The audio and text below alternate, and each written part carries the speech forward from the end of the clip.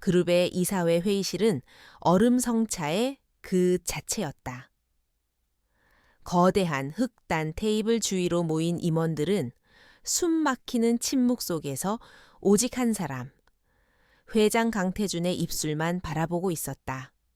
그의 서늘한 시선이 훑고 지나갈 때마다 건장한 체구의 남자들은 마치 겨울바람 앞에 마른 나무잎처럼 움츠러들었다.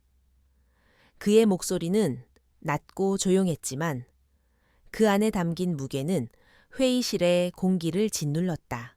그래서 M&A 팀의 최종 결론은 인수가 불가능하다는 겁니까? 태준의 질문에는 어떤 감정도 실려 있지 않았다.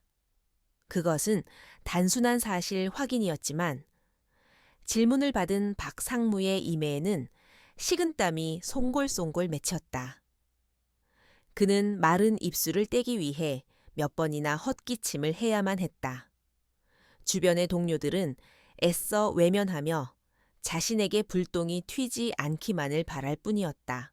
박상무는 떨리는 손으로 준비한 보고서를 넘기며 간신히 입을 열었다. 회장님, 상대 기업의 저항이 예상보다 훨씬 거셉니다. 노조의 반발도 극심하고 정치권과의 유착 관계도 깊어 보입니다. 현재로서는 무리하게 인수를 추진하는 것보다 한 발 물러서서 다음 기회를 노리는 것이 현명하다고 판단됩니다. 그의 목소리는 마지막으로 갈수록 기어들어갔다. 강태준은 대답 대신 손가락으로 테이블을 가볍게 두드렸다. 똑, 똑, 똑. 불규칙하면서도 일정한 소음이 회의실의 긴장감을 극도로 끌어올렸다. 모든 이의 신경이 그의 손끝에 집중되었다. 몇 분 같은 몇 초가 흐른 뒤 그의 손가락이 멈췄다. 그리고 마침내 그의 입이 열렸을 때 그 목소리는 얼음장보다 차가웠다. 박상무, 당신의 월급이 얼마인지 압니까? 전혀 예상치 못한 질문에 박상무의 얼굴이 하얗게 질렸다. 네. 네, 그건? 그는 당황하여 말을 잇지 못했다. 태주는 그런 그를 한심하다는 듯이 쳐다보며 말을 이었다. 당신이 받는 연봉은 불가능하다는 보고서를 제출하라고 주는 돈이 아닙니다. 어떻게 가능하게 만들 것인가를 보고하라고 주는 돈이지. 그 차이를 모르겠다면 당신은 이 자리에 있을 자격이 없습니다. 그의 말은 비수처럼 날아와 박상무의 심장에 박혔다. 회의실의 온도는 몇 도는 더 내려간 듯했다. 태주는 자리에서 일어나 회의실을 둘러보았다. 그의 시선이 닿는 곳마다 임원들은 고개를 숙였다. 상대의 저항 노조의 반발, 정치권의 압력. 그런 것들은 우리가 넘어야 할 장애물이지. 포기해야 할 이유가 될 수 없습니다. 방법을 찾아내세요. 어떤 수단을 써서라도 그는 마지막으로 싸늘하게 덧붙였다. 만약 일주일 안으로 만족할 만한 결과를 가져오지 못한다면 박상무뿐만 아니라 M&A 팀 전체가 그에 상응하는 책임을 지게 될 겁니다.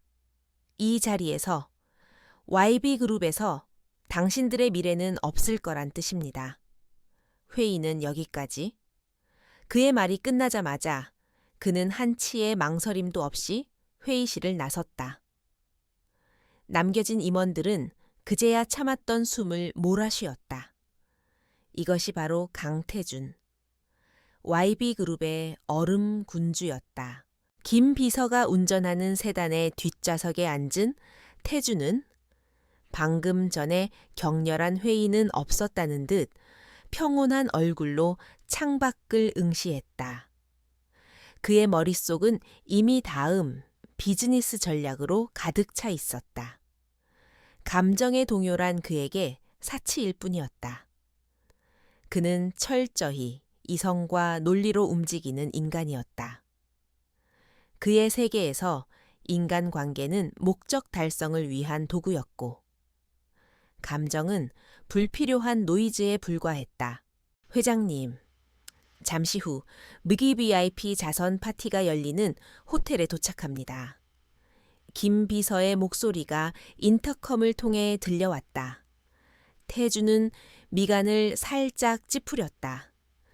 그는 이런 종류의 행사를 경멸했다.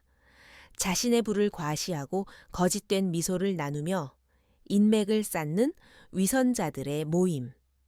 하지만 YB그룹의 사회적 이미지를 관리하는 것 또한 그의 중요한 업무 중 하나였기에 어쩔 수 없이 참석해야만 했다. 필요한 기부금은 처리했나네. 회장님의 지시에 따라 최고액으로 준비해 두었습니다. 좋아. 최소한의 시간만 머물다 나올 테니 15분 뒤에 정문에서 대기하도록. 알겠습니다. 회장님. 김 비서와의 대화는 언제나처럼 간결하고 효율적이었다. 태주는 넥타이를 고쳐 매며 파티에서 마주칠 위선적인 얼굴들을 머릿속으로 떠올렸다. 그에게는 또 다른 전쟁터일 뿐이었다. 호텔 연회장은 화려한 샹들리에와 값비싼 장식들로 꾸며져 있었다. 클래식 음악이 부드럽게 흐르고 최고급 샴페인을 든 사람들이 삼삼오오 모여 담소를 나누고 있었다. 태준의 등장은 즉시 모든 이의 이목을 집중시켰다. YB그룹의 젊은 총수, 냉혈한 기업 사냥꾼, 그의 존재감은 다른 모든 것을 압도했다. 수많은 사람들이 그에게 접근해 아첨을 떨었지만 그는 기계적인 미소와 짧은 대답으로 그들을 상대할 뿐이었다. 그의 눈은 그 누구에게도 진정으로 머물지 않았다. 그는 그저 이 지루하고 의미 없는 시간이 빨리 지나가기만을 바라고 있었다. 10분이 지났을까. 약속된 기부금을 전달하고 막 자리를 떠나려던 순간이었다. 그의 발걸음이 무언가에 홀린 듯 우뚝 멈춰 섰다. 연회장 한쪽 구석. 아이들을 위해 마련된 작은 공간에서 들려오는 아이들의 웃음소리 때문이었다.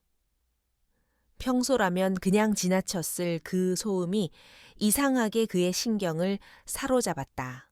그리고 그는 보았다.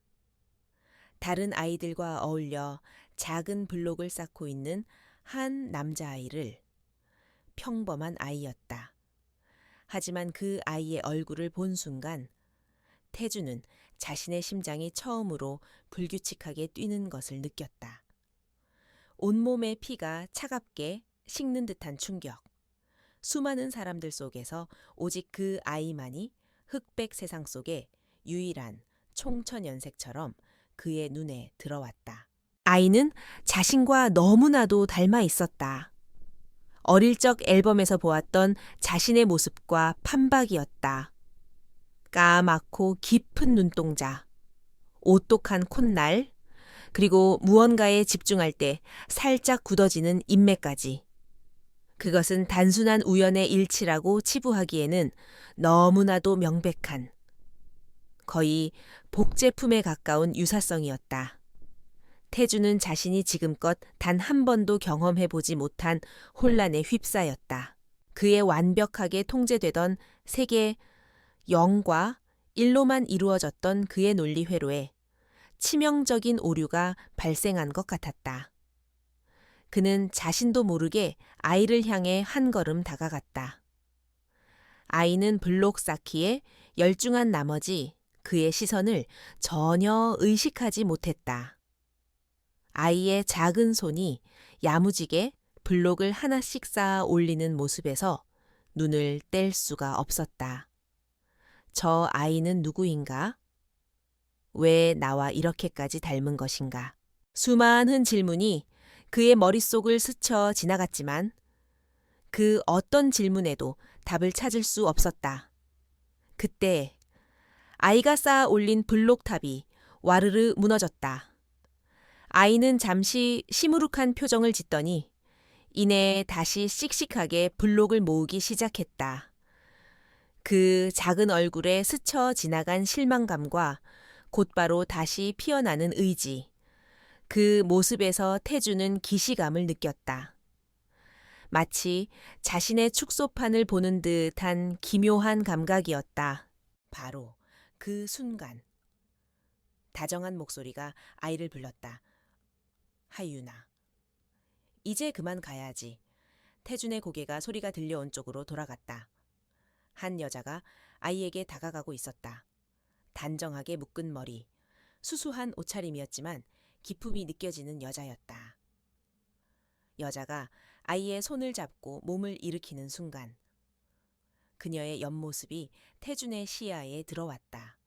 그 순간 그의 머릿속을 또 한 번의 거대한 충격이 강타했다. 서지은. 그의 인생에서 유일하게 자신의 통제를 벗어났던 여자. 흔적도 없이 그의 삶에서 사라져버렸던 단 한 사람. 태주는 자신의 눈을 의심했다. 하지만 아무리 봐도 그녀가 맞았다. 세월이 흘렀지만 그녀의 모습은 그의 기억 속에 박제된 그대로였다. 그의 심장이 아까보다 더욱 거세게 요동치기 시작했다. 서지은과 자신을 빼닮은 아이. 이 불가능한 조합이 그의 눈앞에 현실로 펼쳐져 있었다. 그는 무언가 말을 하기 위해 혹은 그들에게 다가가기 위해 발을 때려 했지만 그의 몸은 마치 얼어붙은 것처럼 움직이지 않았다. 수많은 감정이 뒤섞여 그의 냉철한 이성을 마비시켰다. 분노, 당혹감, 배신감. 그리고 그 자신조차 정체를 알 수 없는 미지의 감정까지. 그가 잠시 망설이는 사이 지은은 하윤의 손을 잡고 연회장을 빠져나가고 있었다. 회장님, 가실 시간입니다. 어느새 다가온 김 비서의 목소리가 태준을 현실로 되돌려 놓았다. 태준은 그제야 정신을 차리고 황급히 그들이 사라진 쪽을 바라보았지만 이미 두 사람의 모습은 인파 속으로 사라진 뒤였다. 그의 얼굴은 그가 평생 지켜온 포커페이스가 무너진 채 낯선 혼란으로 가득 차 있었다. 그는 아무 말 없이 연회장을 빠져나와 채 올랐다. 차 안에서 태주는 한마디도 하지 않았다. 그는 그저 굳은 얼굴로 창밖의 야경을 응시할 뿐이었다. 하지만 그의 머릿속은 지금껏 겪어보지 못한 폭풍으로 휘몰아치고 있었다. 자신과 똑같이 생긴 아이, 그리고 그 아이의 엄마인 서지은. 이것은 대체 무슨 운명의 장난인가. 그가 수년간 공들여 쌓아 올린 얼음 성벽에 오늘 처음으로 선명하고 깊은 균열이 생겨나고 있었다. 그는 주먹을 강하게 움켜쥐었다. 손톱이 손바닥을 파고드는 고통이 느껴졌지만 그것조차 그의 마음속 혼란을 잠재우지는 못했다. 그는 알아내야만 했다. 반드시 모든 진실을 파헤쳐야만 했다. 그 아이가 누구인지, 그리고 서지은이 왜 자신을 떠났고 왜 저 아이와 함께 나타났는지, 그의 차가운 눈동자에 처음으로 뜨거운 불꽃이 타오르기 시작했다. 얼음 성체의 군주, 강태준의 세계가 송두리째 흔들리기 시작한 밤이었다. 다음 날 새벽, 강태준은 자신의 펜트하우스 서재에서 밤을 꼬박 새웠다. 거대한 통유리창 너머로 서울의 스카이라인이 서서히 잠에서 깨어나는 모습이 보였지만 그의 눈에는 들어오지 않았다. 그의 앞에는 수십억 달러 규모의 해외 프로젝트 서류가 산더미처럼 쌓여 있었지만 단 한 글자도 그의 머릿속에 들어오지 않았다. 그의 온 신경은 어젯밤 보았던 작은 아이의 얼굴에 고정되어 있었다. 그의 인생은 언제나 완벽한 통제에 있었다. 감정은 배제되었고 모든 결정은 철저한 데이터와 계산에 근거했다. 하지만 어젯밤의 만남은 그가 수십 년간 쌓아 올린 견고한 성벽을 뿌리부터 흔들어 놓았다. 자신과 똑 닮은 아이, 그리고 그 아이의 손을 잡고 있던 서지은. 두 개의 이미지가 끈질기게 그의 뇌리에서 떠나지 않고 그를 괴롭혔다. 그는 자리에서 일어나 창가로 다가갔다. 떠오르는 아침 해가 그의 날카로운 얼굴선을 비췄지만 그의 눈동자는 여전히 차갑고 깊은 어둠에 잠겨 있었다. 그는 이해할 수 없었다. 이 혼란스러운 감정의 정체를. 단순한 놀라움이나 호기심이 아니었다. 그의 가장 깊은 곳, 그 자신조차 존재를 잊고 있던 영역을 무언가가 날카롭게 찌르는 듯한 감각이었다. 결국 그는 더 이상 이 불확실성을 견딜 수 없다고 판단했다. 그는 인터컴 버튼을 눌러 김 비서를 호출했다. 목소리는 평소처럼 침착했지만 그 안에는 미세한 조급함이 섞여 있었다. 김 비서, 지금 바로 내 서재로 올라오게. 몇 분 지나지 않아 단정한 모습에 김 비서가 서재 문을 열고 들어왔다. 그는 태준의 굳은 표정과 흐트러진 분위기를 보고 상황이 심상치 않음을 직감했지만 내색하지 않았다. 태준은 창밖으로 시선을 고정한 채 입을 열었다. 어젯밤 자선 파티에서 내가 잠시 멈춰 섰던 것 기억하나 김 비서는 잠시 기억을 더듬었다. 네, 회장님, 아이들이 모여 있던 곳이었습니다. 그의 대답은 군더더기 없이 정확했다. 태준은 천천히 몸을 돌려 김 비서를 응시했다. 그의 눈빛은 그 어느 때보다 진지하고 날카로웠다. 이것은 업무 지시가 아니었다. 그곳에 있던 아이와 여자를 찾아내 최대한 빨리, 그리고 최대한 조용히. 태준은 아이의 인상착의와 지은의 모습을 간략하게 설명했다. 그의 목소리는 낮게 깔려 있었지만 그 안에 담긴 명령의 무게는 청은망은이었다. 김 비서는 생전 처음 보는 상사의 모습에 내심 놀랐다.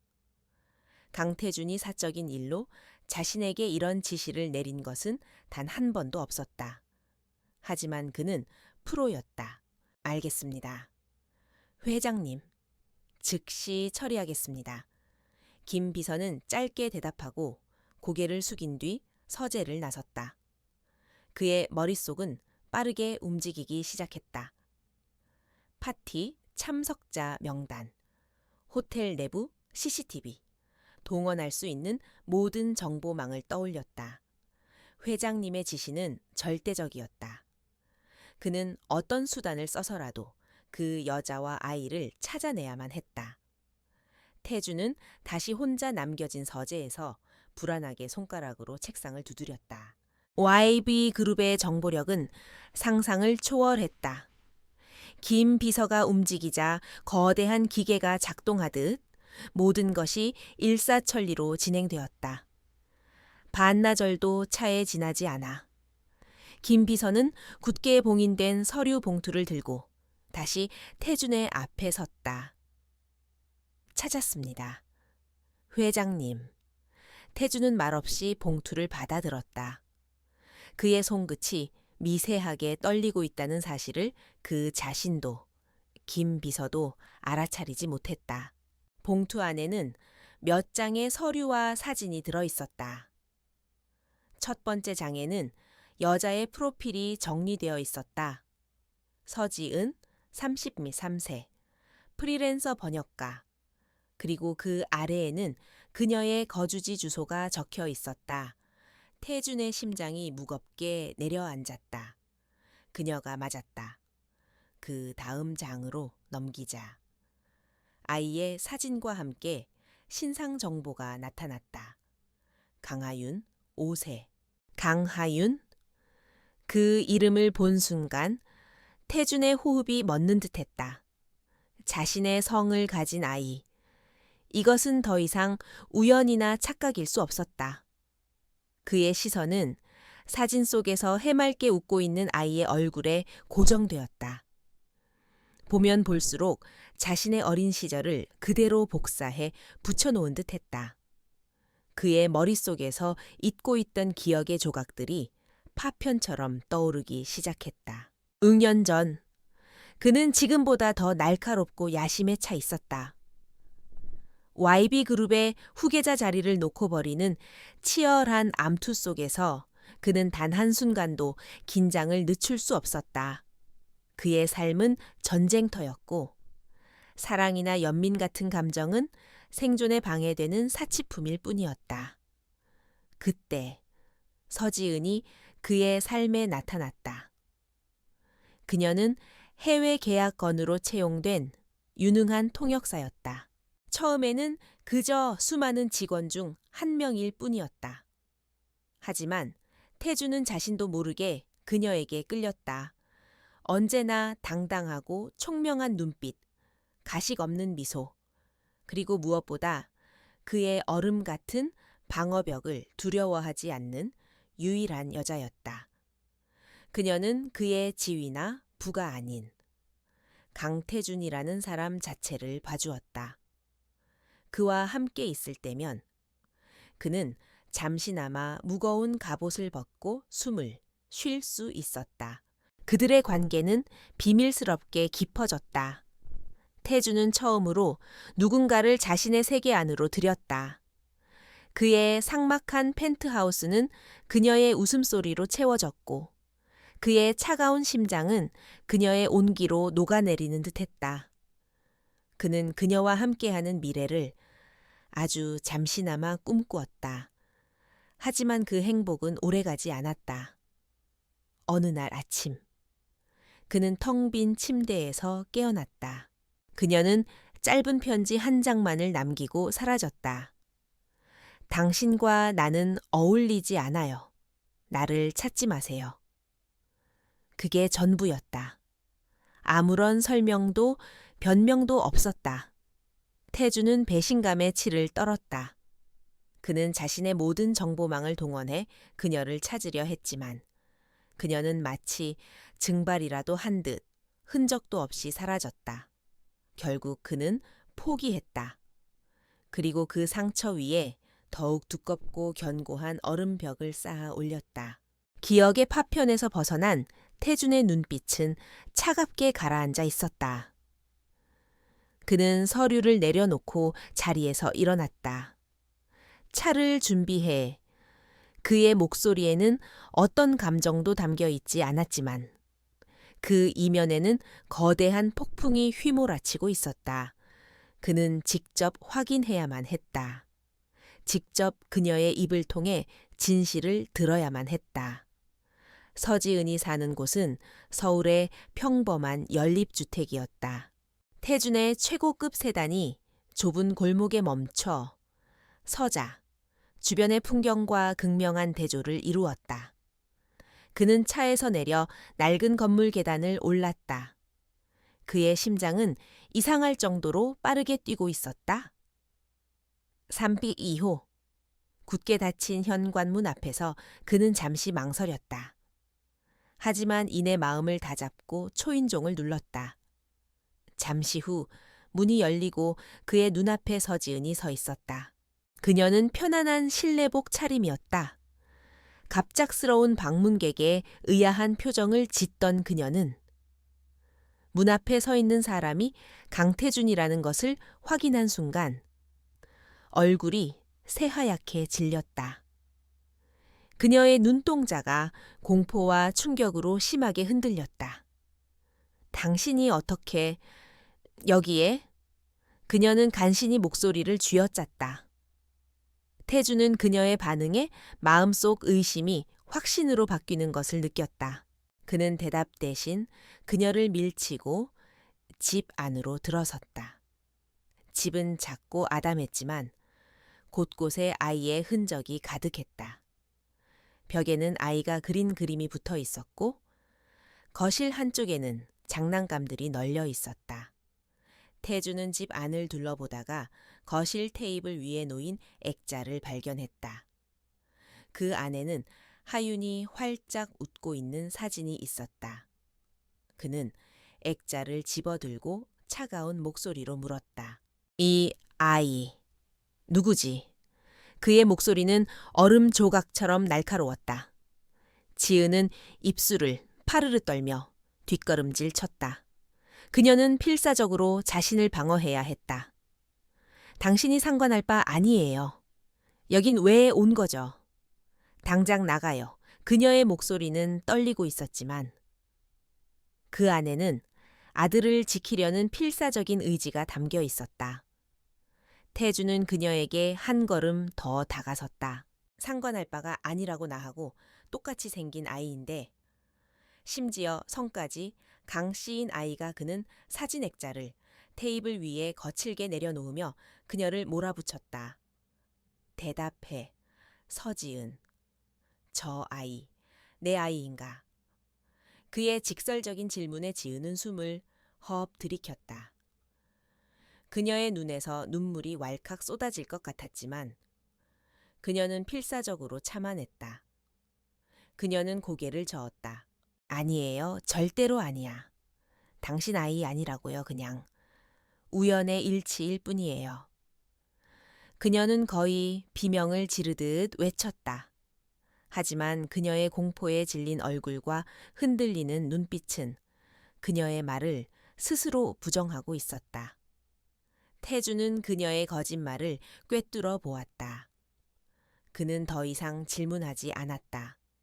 대신 그는 그녀의 눈을 똑바로 응시하며 선언하듯 말했다. 좋아, 네 입으로 말하지 않겠다면 내 방식대로 알아내겠어. 그의 목소리는 너무나도 차분해서 오히려 섬뜩할 정도였다. 그는 지은의 어깨를 스쳐 지나가 현관으로 향했다. 한 가지만 경고하지. 다시는 내게서 도망칠 생각하지 마. 이 세상 끝까지라도 쫓아가서 찾아낼 테니까.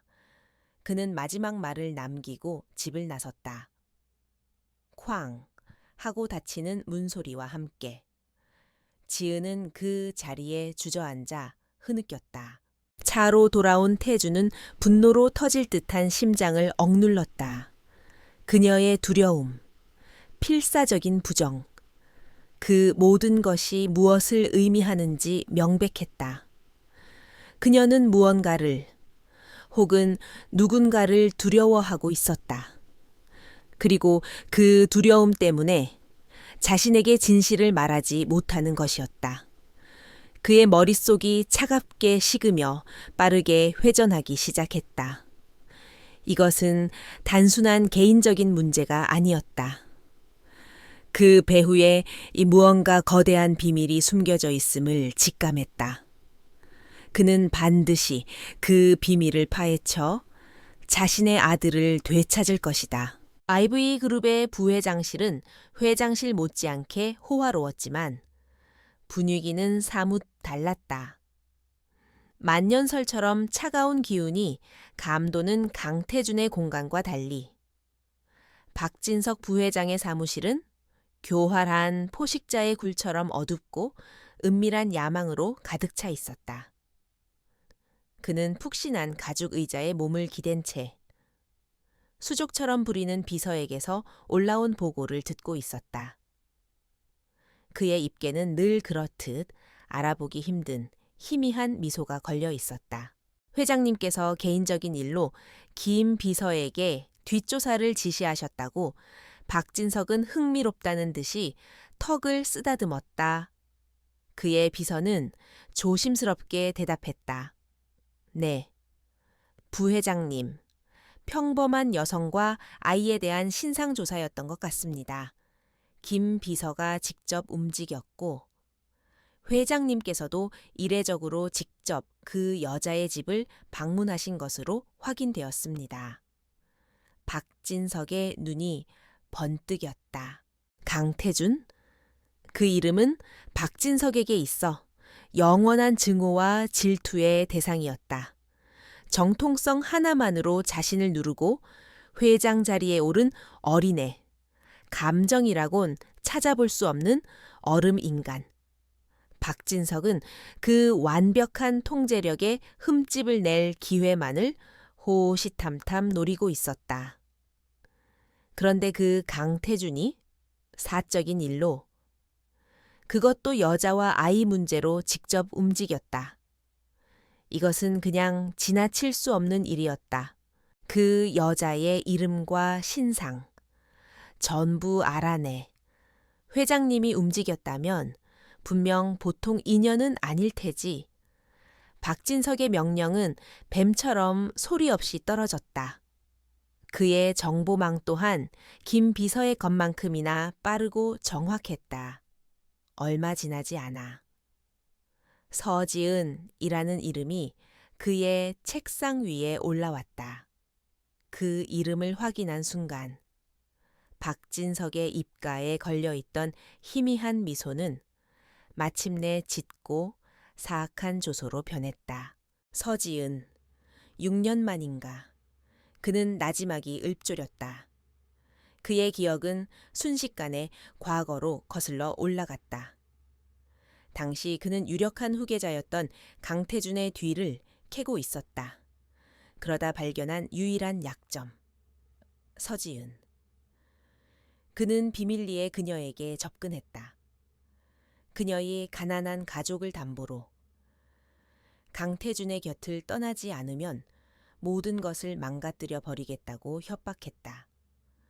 어리고 순진했던 그녀는 결국 그의 협박에 굴복했다.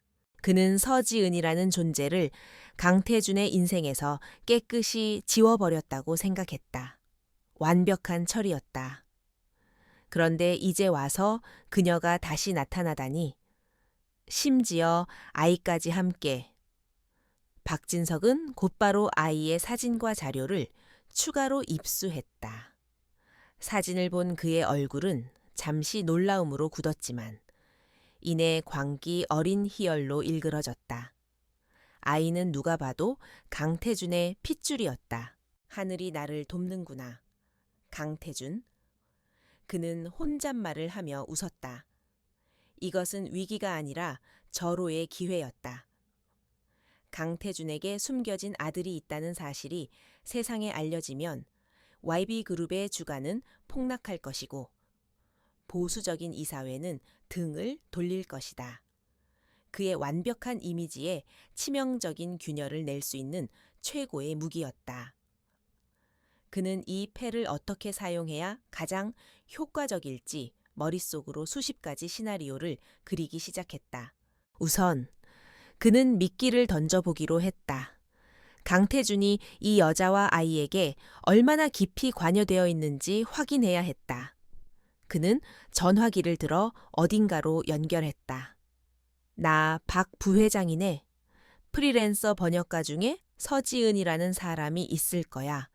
그쪽 업계에 손 좀 써서 그 여자한테 들어가는 일 전부 끊어버리게, 흔적 남기지 말고 조용히. 그의 목소리는 잔인할 정도로 침착했다. 가장 약한 고리를 먼저 공격하는 것.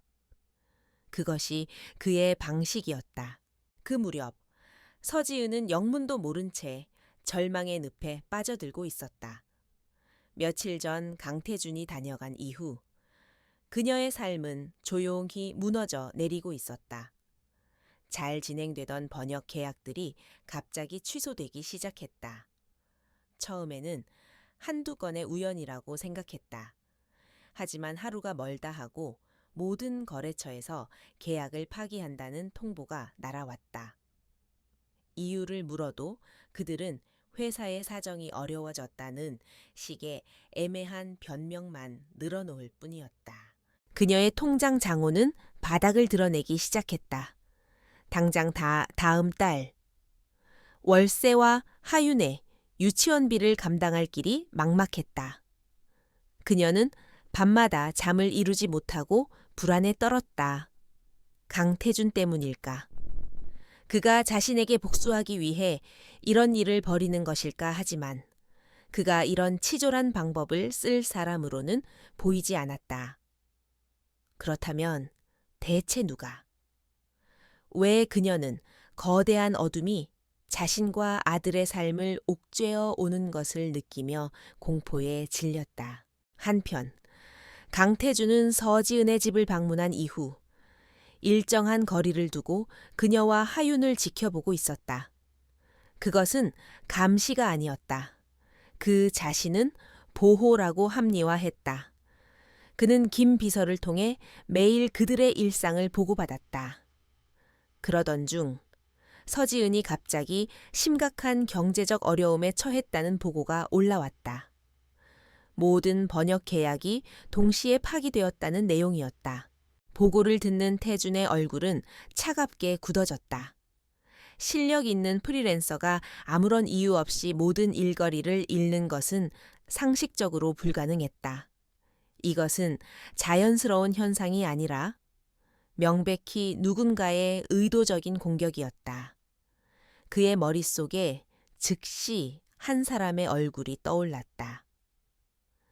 자신의 인생에서 이토록 비열하고 악랄한 수법을 쓸 수 있는 인간은 단 한 명뿐이었다.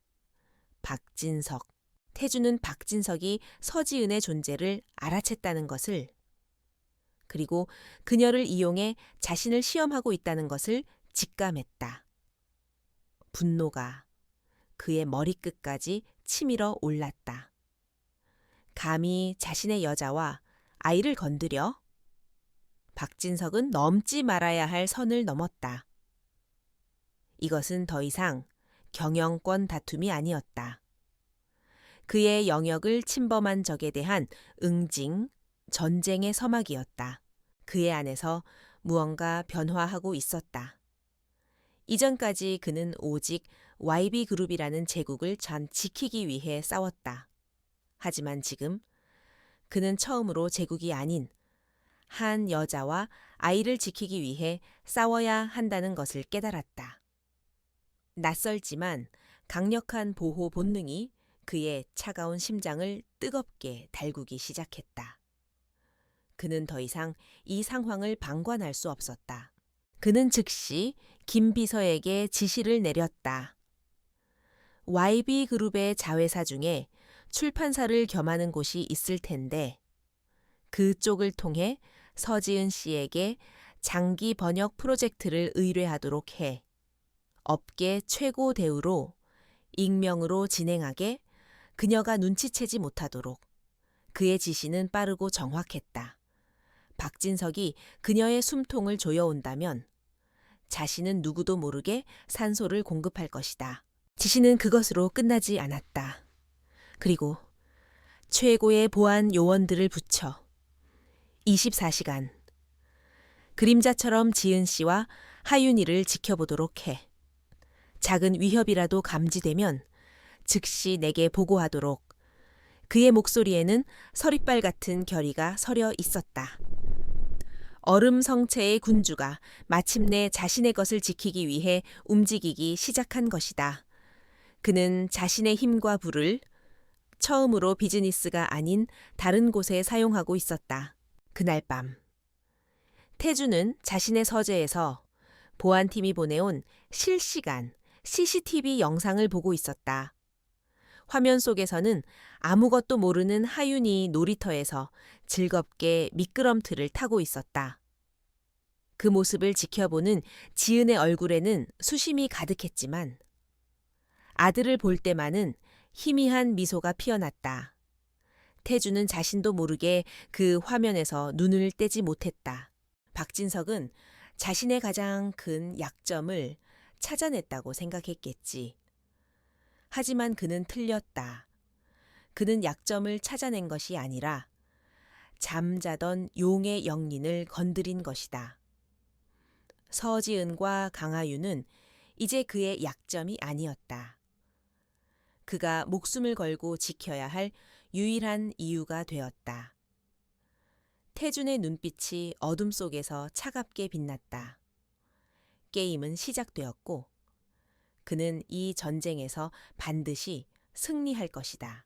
박진석은 자신의 계획이 예상치 못한 암초에 부딪혔다는 사실에 불쾌감을 감추지 못했다.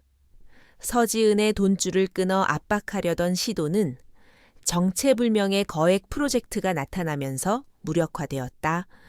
그는 그것이 강태준의 소행이라는 것을 짐작했지만 증거를 잡을 수 없었다. 놈이 생각보다 더 빨리 움직이고 있었다. 박진석은 이대로 시간을 끌어서는 안 되겠다고 판단했다. 더 강력한 충격 요법이 필요했다. 그는 부드러운 압박 대신 날카로운 공포를 심어주기로 결정했다. 그의 지시는 간결하고 잔인했다. 겁만 줘. 하지만 평생 잊지 못할 공포를 느끼게 해. 며칠 후 지은이 하윤의 손을 잡고 유치원에서 돌아오던 길이었다. 평화로운 오후의 주택가 골목. 모퉁이를 도는 순간 굉음과 함께 검은색 오토바이 한 대가 인도를 향해 미친 듯이 돌진해왔다. 지은은 비명을 지를 틈도 없이 본능적으로 하윤을 품에 끌어안고 길가로 몸을 던졌다. 오토바이는 모자의 바로 옆을 아슬아슬하게 스쳐 지나갔다. 타이어가 아스팔트에 마찰하는 찢어지는 소음과 함께 오토바이는 순식간에 골목 끝으로 사라졌다. 모든 것이 눈 깜짝할 사이에 일어났다. 지은은 넘어진 채로 거친 숨을 몰아쉬며 아들을 확인했다. 하윤아, 괜찮아. 어디 다친 데 없어. 그녀의 목소리는 공포로 심하게 떨리고 있었다. 하윤은 놀라 울음을 터뜨렸지만 다행히 다친 곳은 없어 보였다. 바로 그때 어디선가 나타난 검은 양복의 남자들이 그녀에게 다가와 몸을 일으켜 주었다. 괜찮으십니까? 저희가 안전한 곳까지 모셔다 드리겠습니다. 그들은 강태준이 붙인 보안 요원들이었다. 지은은 경황이 없는 와중에도 이 모든 것이 단순한 사고가 아님을 직감했다. 그 시각 강태준은 YB그룹 본사. 자신의 집무실에서 실시간으로 모든 상황을 보고받고 있었다. 보안 요원의 이어피스에 연결된 통신을 통해 지은의 떨리는 목소리와 하윤의 울음소리가 그대로 그의 귀에 박혔다. 그는 눈앞의 모니터에 떠 있는 보안팀의 현장 영상을 응시했다. 땅바닥에 넘어져 아들을 감싸 안고 있는 지은의 모습. 공포에 질려 우는 하윤의 얼굴을 본 순간 그의 안에서 무언가가 끊어졌다. 차갑고 이성적인 분노가 아니었다. 모든 것을 불태워버릴 듯한 원초적이고 맹렬한 경노였다. 누가 감히 자신의 아이를 위협하는가. 그의 눈동자에 붉은 기운이 스쳤다. 그는 책상 위의 모든 것을 쓸어버리고 싶은 충동을 간신히 억눌렀다. 박진석. 그 이름을 곱씹는 그의 턱 근육이 단단하게 굳어졌다. 더 이상은 안 된다. 그들을 자신의 통제권 밖에 두는 것은 너무나도 위험한 일이었다. 그는 자리에서 일어나 김 비서에게 짧게 명령했다.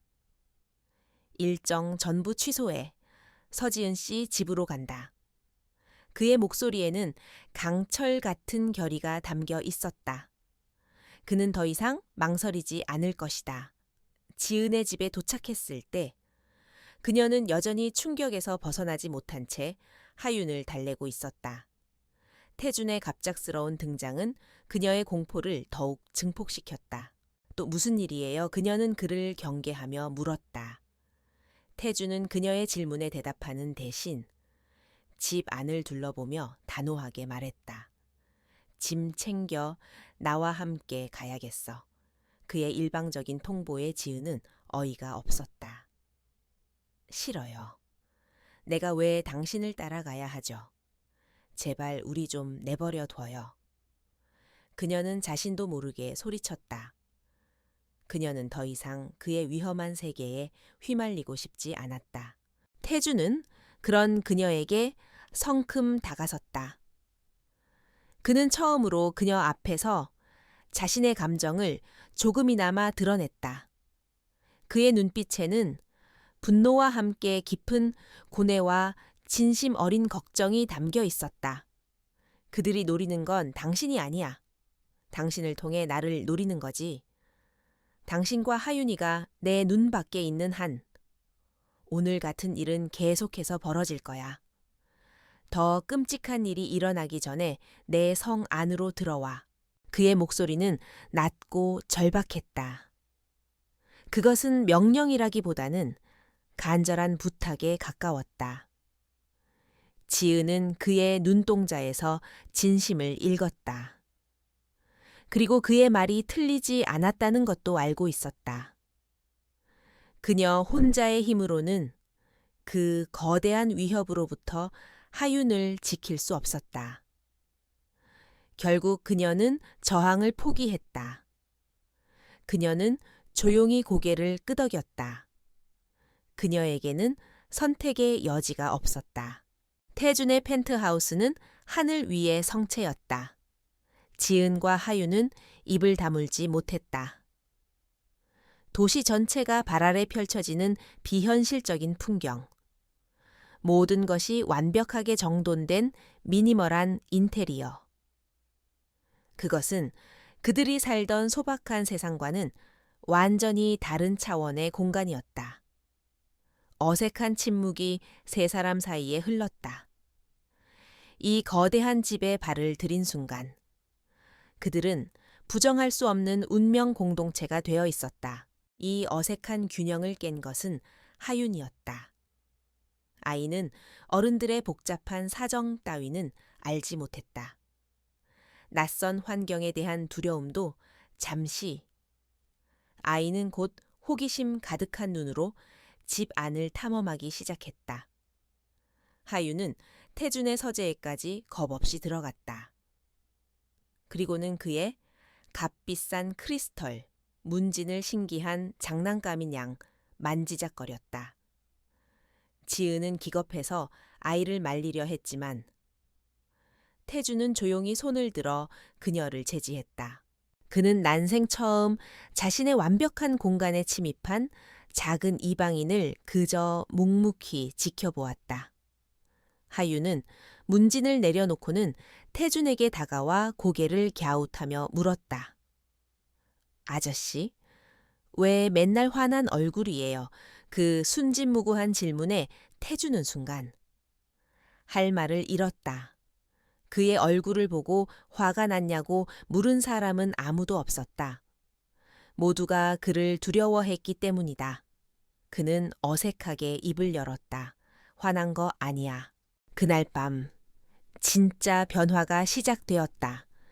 태주는 늦게까지 서재에서 박진석에게 방역할 계획을 세우고 있었다.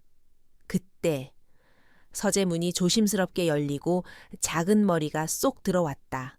하윤이었다. 잠이 안 와요. 아이는 잠옷 차림으로 그의 앞에 섰다. 엄마는 피곤해서 먼저 잠들었어요. 태주는 어떻게 해야 할지 몰라 잠시 망설였다. 그때 하윤이 그림책 한 권을 내밀었다. 이거 읽어주세요. 그림책. 강태준의 인생에 단 한 번도 존재한 적 없는 물건이었다. 그는 잠시 망설이다가 마지못해 책을 받아들고 아이를 자신의 무릎에 앉혔다. 그는 어색하고 뻣뻣한 목소리로 공룡에 대한 이야기를 읽어주기 시작했다. 그의 무릎에 기댄 작은 아이의 온기, 부드러운 머리카락의 감촉, 모든 것이 생경했지만 이상하게도 거부감이 들지 않았다. 그의 심장, 가장 깊은 곳, 얼어붙었던 땅이 녹아내리는 소리가 들리는 듯했다. 책을 다 읽어주었을 때 아이는 그의 품에서 새근새근 잠들어 있었다. 태주는 아이를 조심스럽게 안아들어 침실로 옮겼다. 잠든 아이의 얼굴은 천사와도 같았다. 자신과 똑 닮은 얼굴. 그는 자신도 모르게 손을 뻗어 아이의 뺨을 부드럽게 쓰다듬었다. 그때 방문 앞에 서서 그 모습을 지켜보고 있던 지은과 눈이 마주쳤다. 그녀의 눈빛은 더 이상 두려움이나 경계심이 아니었다. 복잡하고 미묘한 감정이 담겨 있었다. 그날 이후 펜트하우스의 차가운 공기는 조금씩 변하기 시작했다. 하윤의 웃음소리가 집 안을 채웠고 식탁에는 3개의 식기가 놓였다. 밤이 되면 태준과 지은은 잠든 하윤을 가운데 두고 잠시나마 평범한 부모처럼 아이에 대한 이야기를 나누기도 했다. 태준은 그제야 깨달았다. 그가 쌓아 올린 이 거대한 성벽은 세상을 차단하기 위한 것이 아니었다. 바로 이 2사람을 안전하게 지키기 위한 공간이었던 것이다. 그의 요새가 마침내 문을 열었다. 강태준의 펜트하우스는 세상에서 가장 안전한 요새였지만 서지은에게는 화려한 감옥과도 같았다. 물리적인 위협은 사라졌지만 그녀의 마음은 여전히 보이지 않는 적의 그림자에 사로잡혀 있었다. 그녀는 밤마다 악몽에 시달렸다. 6년 전 그 남자가 자신에게 속삭였던 악마와도 같은 목소리가 귓가에 생생하게 맴돌았다. 그럴 때마다 그녀는 비명을 지르며 잠에서 깨어나곤 했다. 그날 밤도 마찬가지였다. 지은은 식은땀을 흘리며 침대에서 벌떡 일어났다. 꿈속에서 박진석은 하윤의 얼굴을 하고 웃고 있었다. 심장이 미친 듯이 뛰고 호흡이 가빠왔다. 그녀는 떨리는 손으로 자신의 입을 막았다. 옆방에서 자고 있을 태준과 하윤을 깨우고 싶지 않았다. 그녀는 조용히 침실을 빠져나와 거실에 통유리창 앞으로 다가갔다. 발 아래 펼쳐진 도시의 야경이 그녀의 불안한 마음을 달래주지 못했다. 그때 등 뒤에서 나직한 목소리가 들려왔다. 또 악몽을 꾼 건가 돌아보자. 어느새 잠에서 깬 강태준이 그녀의 뒤에 서 있었다. 그의 손에는 따뜻한 우유가 담긴 잔이 들려 있었다. 그는 말없이 그녀에게 잔을 건넸다. 지은은 잠시 망설이다가 잔을 받아들었다. 따뜻한 온기가 떨리는 그녀의 손끝으로 전해졌다. 2사람 사이에는 무거운 침묵이 흘렀다. 침묵을 먼저 깬 것은 태준이었다.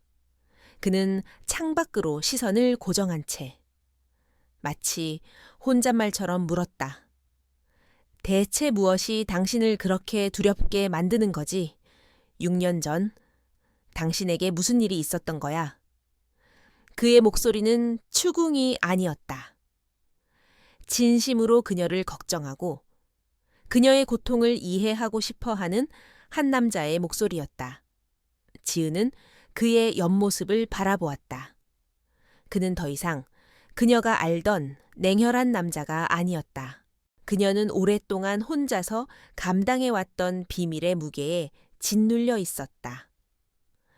어쩌면 지금이 그 모든 것을 털어놓을 때인지도 몰랐다.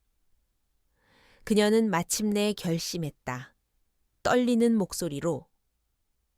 그녀는 6년 전의 그날을 이야기하기 시작했다. 그때 저는 당신의 아이를 임신한 사실을 막 알게 되었어요. 당신에게 어떻게 말해야 할지 매일 밤을 고민하며 용기를 내고 있었죠. 이야기는 과거의 한 시점으로 거슬러 올라갔다. 어느 날 그녀는 박진석 부회장의 호출을 받았다. 아무것도 모르던 그녀는 그저 업무상의 용무일 것이라 생각하고 그의 사무실로 향했다. 뱀처럼 교활한 미소를 지으며 그녀를 맞이한 박진석은 그녀의 앞에 사진 몇 장을 던졌다. 그것은 시골에 계신 그녀의 부모님과 갓 대학에 입학한 남동생의 사진이었다. 자네 부모님, 빚이 꽤 많더군. 남동생은 아주 영특해 보여. 앞으로 창창한 미래가 기다리고 있겠지. 박진석의 목소리는 꿀처럼 달콤했지만 그 안에 담긴 내용은 비수처럼 날카로웠다. 그런데 말이야, 내가 마음만 먹으면 그 모든 것을 하루아침에 짓밟아 버릴 수도 있어. 사기꾼으로 만들고 뺑소니범으로 만들어서 자네 가족을 사회의 밑바닥으로 처박아 버릴 수도 있다는 뜻이야. 젊은 지은은 공포에 질려 아무 말도 하지 못했다. 박진석은 만족스러운 미소를 지으며 그녀에게 본론을 꺼냈다. 강태준의 곁에서 떠나 쥐도 새도 모르게 흔적도 없이 사라져 만약 다시 그의 눈앞에 나타나거나 연락을 취하려는 시도라도 한다면 자네 가족은 내 말이 그저 협박이 아니었음을 뼈저리게 느끼게 될 거야. 그의 눈빛은 인간의 것이 아니었다. 지은은 애원했다. 뱃속의 아이를 생각해서라도 제발 이러지 말아달라고 빌었다. 하지만 박진석은 오히려 비웃었다. 아이 그거 잘 됐군.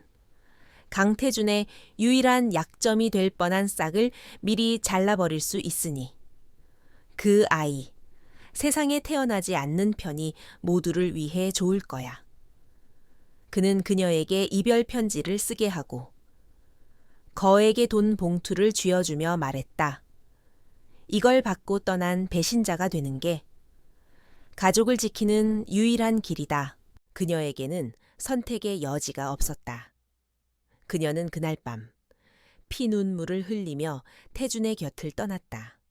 혼자서 아이를 낳았고 세상의 모든 위협으로부터 아이를 지키기 위해 악착같이 살아왔다. 강하윤. 그녀가 아들에게 태준의 성을 붙여준 것은 세상에 그 아이의 아버지가 누구인지 알리는 유일한 저항이자 언젠가 아들에게 아버지를 찾아줄 수 있으리라는 신랏 같은 희망 때문이었다. 모든 이야기를 마친 지은은 흐느끼고 있었다. 그녀의 어깨가 가늘게 떨렸다. 이야기를 듣는 내내 태준은 주먹을 너무 세게 쥐인 나머지 손톱이 손바닥을 파고들어 피가 배어 나오고 있었다. 하지만 그는 고통을 느끼지 못했다. 그의 내면은 배신감에 대한 후회, 그녀를 지켜주지 못했다는 죄책감, 그리고 박진석에 대한 사르이에 가까운 분노로 들끓고 있었다. 그는 6년 동안 그녀가 자신을 배신했다고 오해했다. 그녀가 돈 때문에 자신을 버렸다고 경멸했다. 하지만 그녀는 그 모든 시간 동안 혼자서 자신과 자신의 아이를 지키기 위해 싸우고 있었던 것이다. 이 세상에서 가장 끔찍한 고통 속에서 태주는 천천히 손을 뻗어 떨고 있는 그녀의 어깨를 감싸 안았다. 그의 서투르지만 진심이 담긴 위로였다. 미안해. 내가 너무 늦게 알아서 정말 미안해. 그의 목소리가 작게 잠겨 있었다. 지은은 그의 품에 안겨 참아왔던 모든 울음을 터뜨렸다. 그들의 사이를 가로막고 있던 오해와 원망의 벽이 마침내 무너져 내렸다. 두 사람은 서로의 상처를 보듬으며 그렇게 한참 동안 함께 있었다. 그들은 이제 더 이상 혼자가 아니었다. 공동의 적을 가진 운명 공동체였다. 날이 밝아올 무렵 태주는 조용히 자신의 서재로 돌아왔다. 그의 얼굴에서는 모든 감정이 사라져 있었다. 폭풍이 지나간 후의 고요함. 그것은 모든 것을 파괴하기 직전의 전조였다. 그는 더 이상 오이비 그룹의 회장이 아니었다. 그는 한 여자의 남자이자 한 아이의 아버지였다. 그리고 누군가 그의 가족을 건드렸다. 그 대가는 지옥이 될 것이다.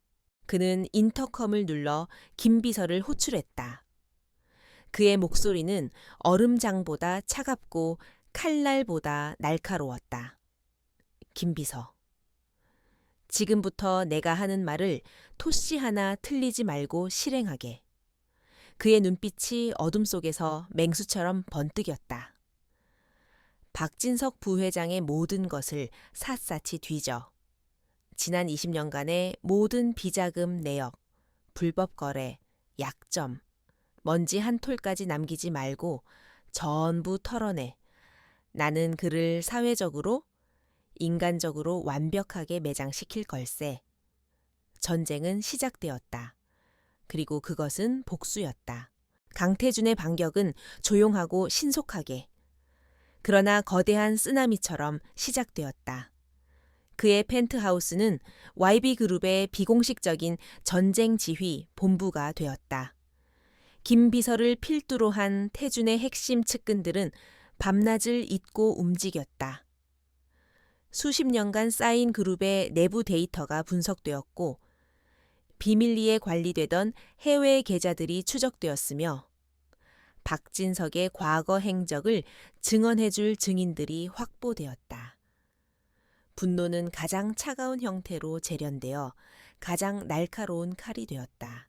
태준은 이 모든 과정을 차가운 눈으로 지휘했다. 그는 박진석이 쌓아 올린 부패의 제국이 얼마나 거대하고 견고한지를 확인했다.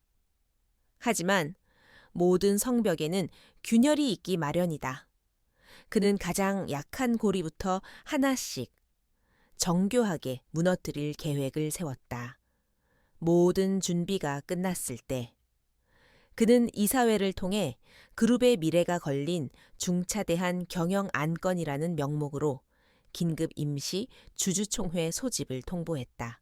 이 소식은 재계의 엄청난 파장을 불러일으켰다.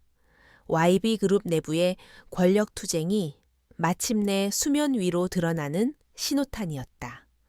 박진석은 태준의 의도를 눈치챘다. 그가 자신의 비리를 어느 정도 파악했을 것이라 짐작했다. 하지만 그는 오만했다. 수십 년간 누구에게도 들키지 않았던 자신의 흔적을 그렇게 쉽게 잡을 수 없으리라 자신했다. 오히려 그는 이번 기회에 강태준의 숨겨진 아들 문제를 터뜨려 그를 회장직에서 끌어내릴 절호의 기회라고 판단했다. 결전의 날, 주주총회가 열리는 호텔 대연회장은 살얼음판 같은 긴장감으로 가득했다. 수많은 주주들과 이사진, 그리고 재계를 담당하는 주요 언론사 기자들까지 자리를 가득 메웠다. 박진석은 여유로운 미소를 지으며 일찌감치 자리에 앉아 자신의 세력들과 인사를 나눴다. 잠시 후 모든 이의 시선이 쏠린 가운데 강태준이 연회장으로 들어섰다. 그의 얼굴에는 어떤 감정도 읽을 수 없었다. 얼음처럼 차갑고 단단한 표정이었다. 의장 자격으로 단상에 오른 태준은 서론 없이 바로 본론으로 들어갔다. 그의 뒤편 거대한 스크린에 YB그룹의 로고가 사라지고 의문의 문서 하나가 나타났다. 오늘 제가 이 자리를 빌려 말씀드릴 안건은 YB그룹을 좀먹고 있는 거대한 악성 종양에 관한 것입니다. 그의 목소리는 낮고 차분했지만 연 회장 전체를 압도하는 힘이 있었다. 그 순간부터 태준은 준비한 자료들을 하나씩 공개하기 시작했다. 스크린에는 박진석의 이름으로 된 해외 페이퍼 컴퍼니의 계좌 내역, 수백억 원대의 비자금이 오고 간 흐름, 경쟁사 기밀 유출 증거, 협력업체에 대한 갑질과 리베이트 수수 내역 등이 쉴 새 없이 펼쳐졌다. 모든 자료는 부인할 수 없는 명백한 증거들로 뒷받침되었다. 연 회장은 충격과 경악의 술렁임으로 가득 찼다. 박진석의 얼굴에서 여유로운 미소는 사라진 지 오래였다. 그의 얼굴은 분노와 당혹감으로 붉게 달아올랐다. 그는 자리에서 벌떡 일어나 고함을 질렀다. 거짓말 전부 조작된 자료야, 강태준. 네가 나를 모함하기 위해 꾸민 수작이다. 그는 발악했지만 분위기는 이미 그에게서 완전히 돌아선 후였다.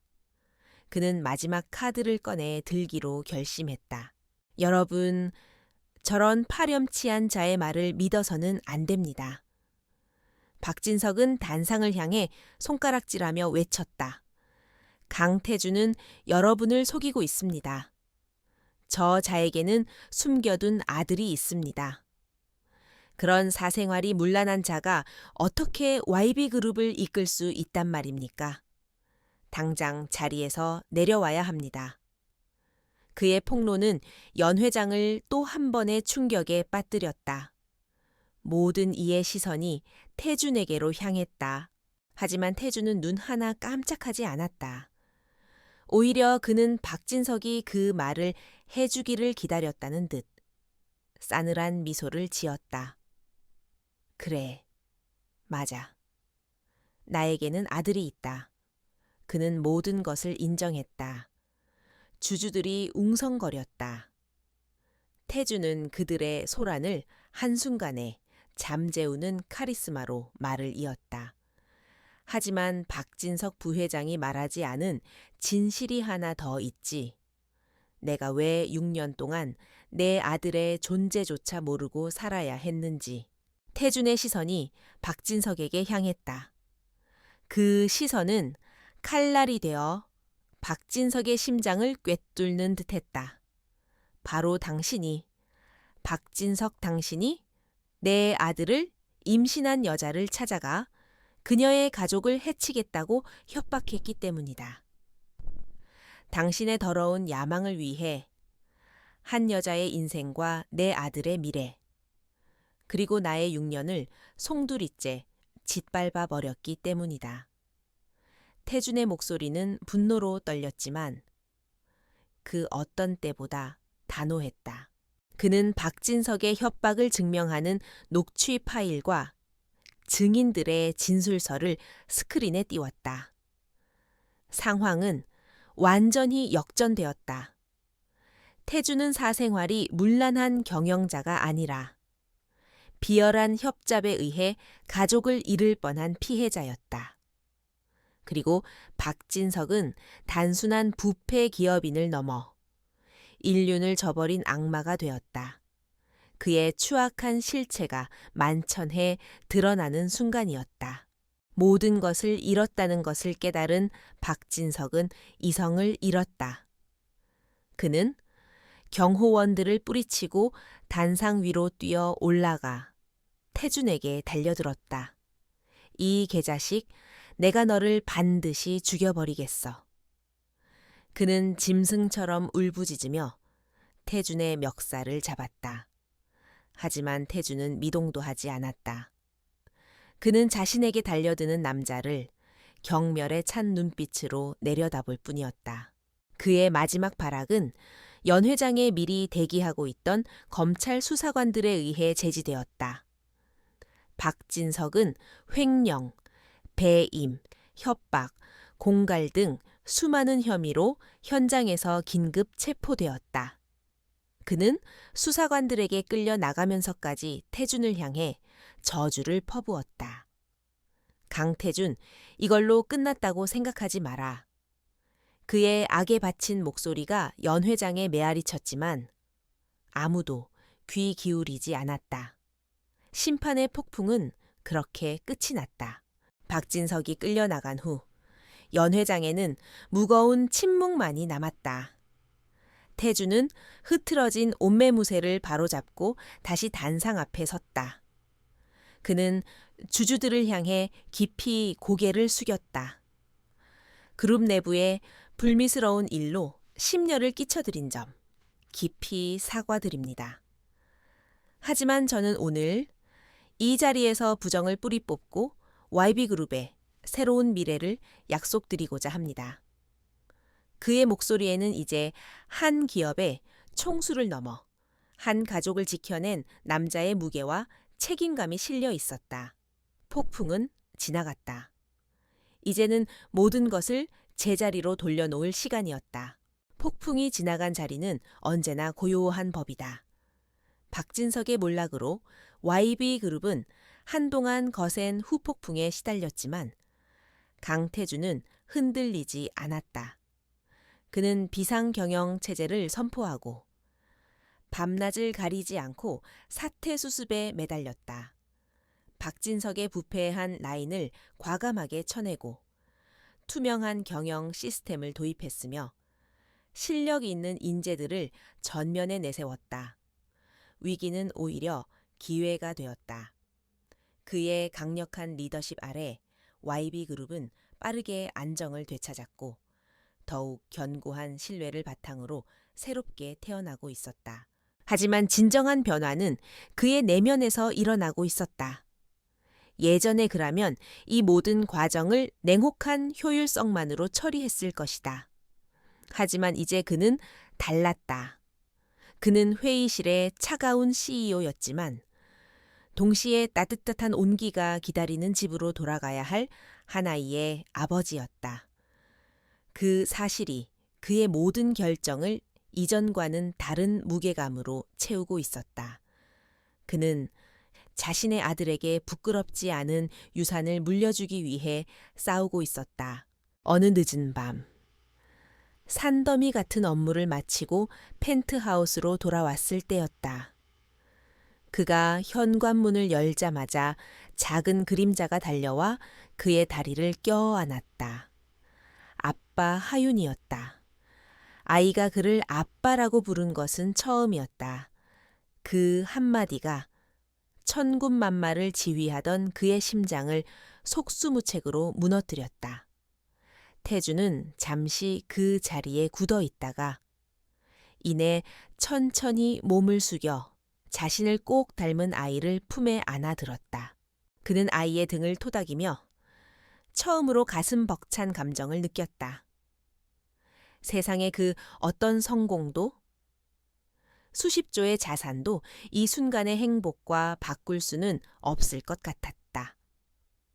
그 모습을 거실 입구에서 지켜보던 지은의 눈가에 조용히 이슬이 맺혔다.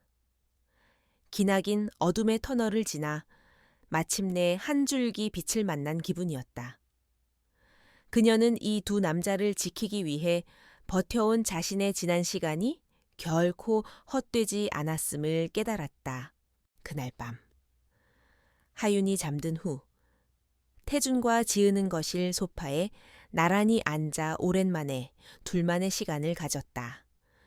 도시의 야경이 통유리창 너머로 보석처럼 빛나고 있었다. 더 이상 그들 사이에 어색한 침묵이나 불안한 긴장감은 없었다. 모든 것이 제자리를 찾은 듯한 평화로운 정적이 그들을 감싸고 있었다. 태준이 먼저 입을 열었다. 다시 한번 사과하고 싶어. 당신이 그런 고통을 겪는 동안 아무것도 모르고 당신을 오해만 했던 거. 그의 목소리에는 깊은 후회와 진심이 담겨 있었다. 지은은 부드럽게 고개를 저었다. 아니에요. 당신 탓이 아니에요. 오히려 고마워요. 우리를 구해주고 하윤이에게 아빠가 되어주어서. 그녀의 따뜻한 말에 태주는 조용히 그녀의 손을 잡았다. 그는 화려한 약속이나 거창한 고백을 할 줄 아는 남자가 아니었다. 그는 그저 자신의 방식으로 진심을 전할 뿐이었다. 하윤이에게 제대로 된 아버지가 되어주고 싶어. 그리고 당신과 처음부터 다시 시작하고 싶어. 제대로. 만약 당신이 허락해준다면 그것은 명령이 아닌 조심스러운 질문이었다. 그의 눈빛은 그녀의 대답을 간절히 기다리고 있었다. 지은은 대답 대신 그의 손을 마주 잡으며 환하게 미소 지었다. 그것으로 충분했다. 몇 달의 시간이 흘렀다. YB 그룹은 완벽하게 정상 궤도에 올랐고 강태주는 여전히 카리스마 넘치는 리더였지만 그에게는 이전에는 없던 인간적인 여유와 따뜻함이 더해졌다. 직원들은 더 이상 그를 얼음성체라 부르지 않았다. 그는 주말이면 어김없이 모든 약속을 비우고 가족과 함께 시간을 보냈다. 그의 세상에서 가장 중요한 우선순위가 바뀐 것이다. 화창한 어느 주말 오후, 세 사람은 한적한 공원을 찾았다. 태주는 값비싼 정장 대신 편안한 캐주얼 차림으로 하윤이 타고 있는 그네를 힘껏 밀어주고 있었다. 아빠. 더 높이 하윤의 즐거운 웃음소리가 공원에 울려 퍼졌다. 태준의 입가에도 자연스러운 미소가 걸려 있었다. 그는 이제 웃는 법을 배우고 있었다. 지은은 벤치에 앉아 그 사랑스러운 부자의 모습을 행복하게 바라보고 있었다. 그녀의 마음은 그 어느 때보다 평온했다. 태주는 그네 밀기를 멈추고 그녀의 옆으로 다가와 앉았다. 다음 주 해외 출장, 이틀 앞당겨서 다녀올 수 있을 것 같아. 하윤이 유치원 발표회는 봐야지. 그는 너무나도 당연하다는 듯이 말했다. 수천억이 오가는 계약보다 아들의 발표회가 더 중요해진 남자. 지은은 사랑스러운 눈빛으로 그를 바라보며 그의 어깨에 머리를 기댔다. 당신, 정말 많이 변했어요. 태주는 대답 대신 그녀의 손을 부드럽게 잡았다. 그는 변한 것이 아니었다. 그저 원래 자신의 모습을 되찾은 것뿐이었다. 서지은과 강하윤이라는 두 사람을 통해 그의 심장을 얼어붙게 했던 상처는 사랑으로 치유되었고 그의 텅 비어있던 삶은 가족이라는 온기로 가득 채워졌다. 세 사람은 저물어가는 노을을 배경으로 나란히 손을 잡고 공원을 걸었다. 태주는 자신을 꼭 닮은 아이를, 그리고 자신의 모든 것이 되어준 여자를 번갈아 바라보았다. 그는 깨달았다. 진정한 부와 성공은 돈이나 권력이 아니라 사랑하는 사람들과 함께 웃고 함께 울고 서로의 상처를 보듬어주는 평범한 일상 속에 있다는 것을. 냉혈한 CEO는 그렇게 세상에서 가장 따뜻한 남자로 다시 태어났다. 운명적인 만남의 비밀은 결국 사랑이었다.